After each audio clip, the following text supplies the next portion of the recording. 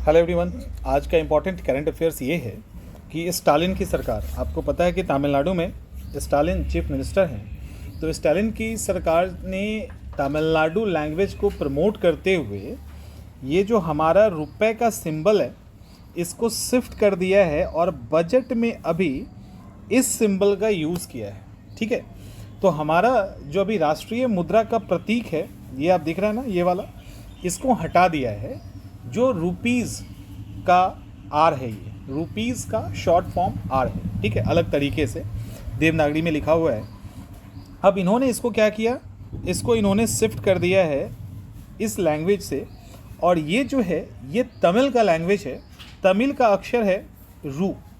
तमिल में रुपया, जो तमिल में रुपया होता है, इस रुपया के लिए रुबाई शब्द का प्रयोग किया जाता है। ये देखिए, इसी रुबाई से रू को निकाला गया और बजट में इसको पूरी तरह से डिस्प्ले किया गया। उसके बाद हंगामा तेज हो गया। हंगामा तेज हो गया इसलिए कि सरकार ने क्लियर मेंशन किया है कि वो त्रिस्तरीय यानी 3 भाषा का फॉर्मूला लेके नहीं चलेगी, वो केवल इंग्लिश और तमिल पे काम करेगा। और उसको तमिल से बहुत प्यार है, तो उसने तमिल का प्रतीक रू को तमिलनाडु में जो लिखा जाता है वो सिंबल के रूप में लिया है और आर को उन्होंने छोड़ दिया है। कमाल की बात यह है कि जो इसको डिज़ाइन जिन्होंने किया है उनका नाम है,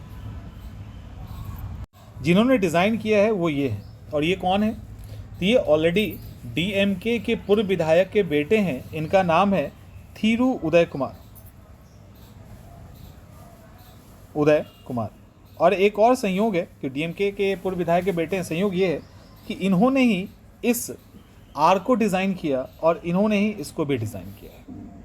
ठीक है, तो रुपए को भी डिज़ाइन करने वाले यही हैं और तमिल में जो रू है उसको भी डिज़ाइन करने वाले यही हैं।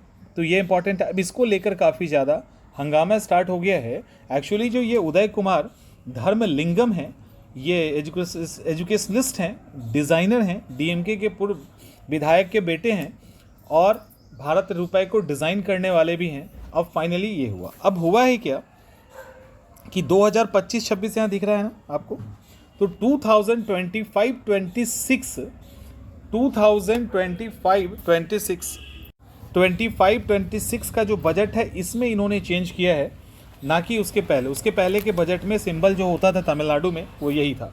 क्लियर हो गया।